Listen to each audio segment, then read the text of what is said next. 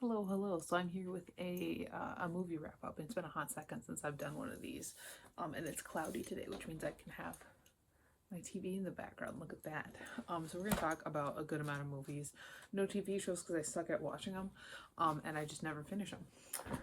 So there's that. But I do have 1, 2, 3, 4, 5, 6, 7, 8, 9, 10, 11, like 12 movies to talk about today. Some of them are on DVD. Some of them I either saw in theaters or on streaming. So first up, the first movie I watched is Strays from 2023, which is the stupid dog movie with Will Ferrell in it.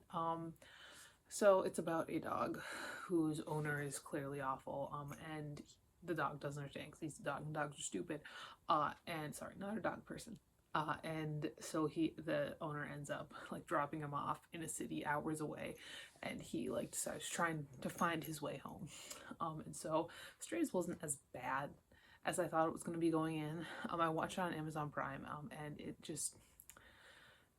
it was stupid, but it had its moments. It's pretty much what I felt about it. Like, I was glad that I didn't pay money for it because it was just on Amazon Prime. I guess I pay money for Amazon Prime, but like I didn't like buy a DVD, and I'm glad about that. So there was that. And then after that, I watched something that was much better, which is 28 Days Later, which came out in 2002. And after I watched this, and I went on Letterboxd and put in my review and everything, and I saw everybody was talking about how this movie is really good, but like it's got such low resolution, and I legitimately didn't realize that because that's what I watched it on. I watched it on that. So I genuinely just thought it was the TV. So I didn't notice that. I actually keep it like this. Look at that.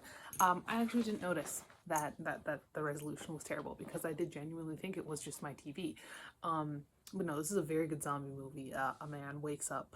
It's kind of like the beginning of The Walking Dead, where the guy wakes up in the hospital and the apocalypse has started. It's like that, except for it's better, it's good, and it's not boring. And he meets up with these people, and it's so good, and it's just so well done.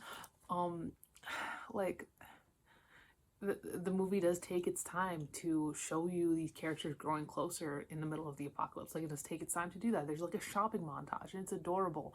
And then no, it's genuinely frightening, and a lot of the fright doesn't come from the zombies. It comes from the other humans. It's such a good movie. It's such a good movie. I think there's a reason why this is kind of like a modern standard for zombie movies.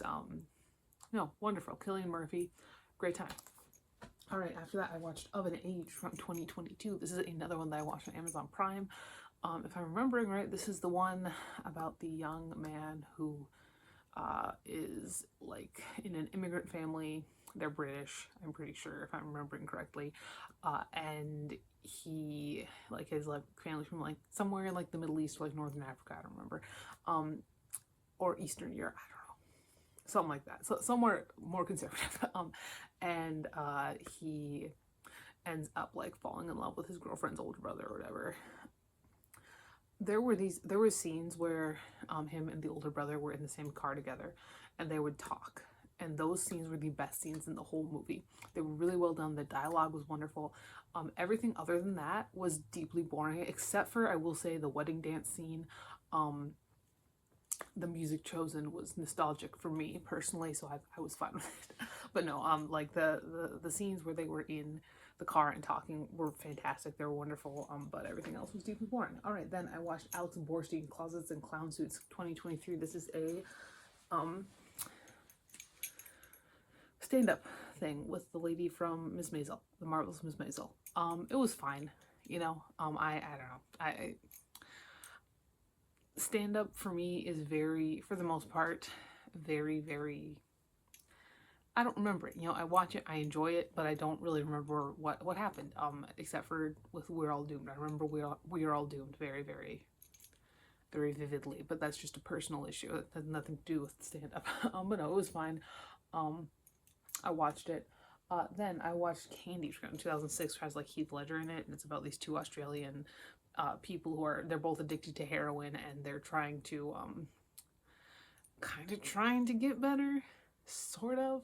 I don't know, like, it just, This movie was really hard to watch, to the point where like it took me literally 6 hours to watch it because I just kept having to take a break and go do something else for a while.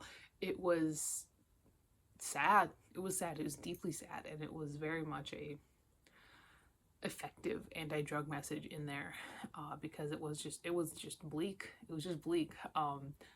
Yeah, no, I watched that. Watched that on Amazon Prime as well, and then I watched the Funhouse Massacre, which came out in 2015. I got this for $5. So the Funhouse Massacre is one of those horror movies. Oh, beautiful. That's clean. Where it knows that it's really stupid and it's gonna have a lot of fun with that. So it follows this town that has just had the worst luck when it comes to like serial killers. And lucky for them, all of them have been locked up in this asylum. Unluckily for them, this asylum got broken into and now they're all free. Doubly unluckily, there are some people who are trying to like capitalize on this, make like a serial killer themed haunted house, kind of like a fake version of kind of like in like House of a Thousand Corpses, where he's got like the thing in the back.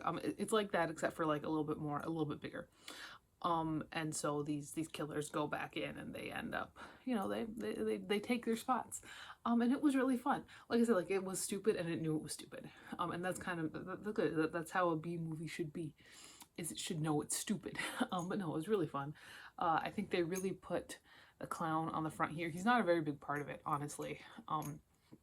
He's just on the front here because it says Funhouse and they're trying to like draw you in with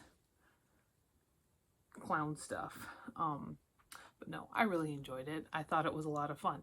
It was a good time. All right, then I watched The Loved Ones. Which came out in 2009. The Loved Ones is an Australian horror film following this boy who he ends up rejecting this girl right here, to prom, and she in turn kidnaps him and tortures him. Her and her dad, they're a dream team. This is a movie I've been looking forward to for a long time. I think it's kind of unique in the terms that we've got, just in terms of like the setup and the evil and everything like that. And it had its moments, but it wasn't really all I was hoping for. I think it did get hurt by the fact that I was expecting so much of it. Like when I watched 28 Days Later, I wasn't expecting much. Like I knew it was like a classic, but I'm not a big zombie person, so I was like, whatever, I'll watch it. It'll be fine. It was amazing. This one, from a story perspective, was just like not that good. No, it definitely had its moments, and it was definitely gross. It was gross, but yeah, not my favorite. Not my favorite. Then I did watch Longlegs in theaters. It's 2024. Longlegs is it's Silence of the Lambs plus Zodiac.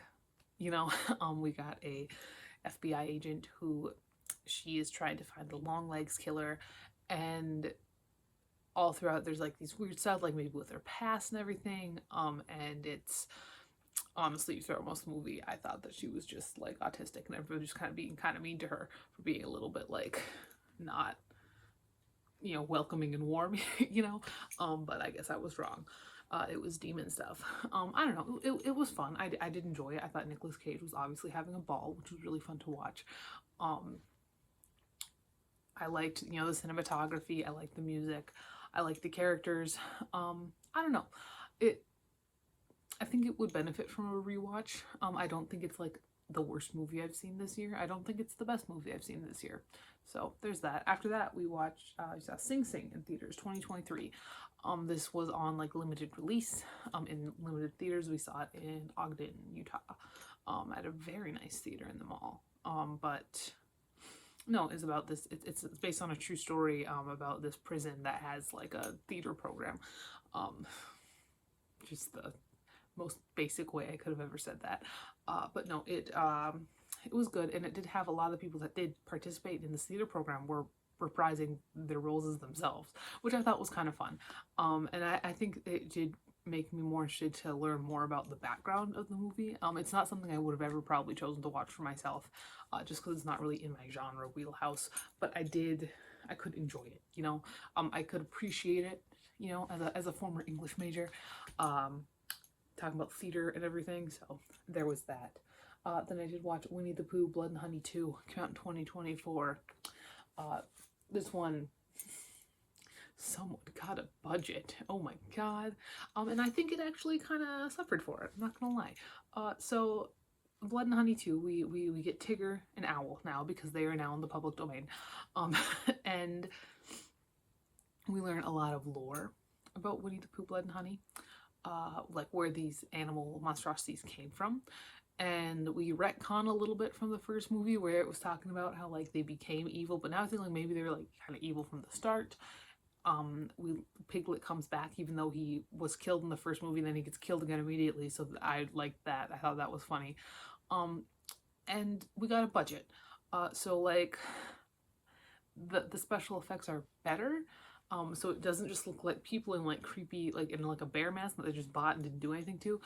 But I don't know. I thought the first movie had more charm to it just because it was very clearly just like a fuck it kind of movie. This one, they had more direction, and I think it actually, it hurt it a little bit. I didn't like it as much as I liked the first one. Let me make this clear. Neither of the movies are good. Neither the first nor the second are good movies. But the first one's more aware of that. The first one is more accepting of that.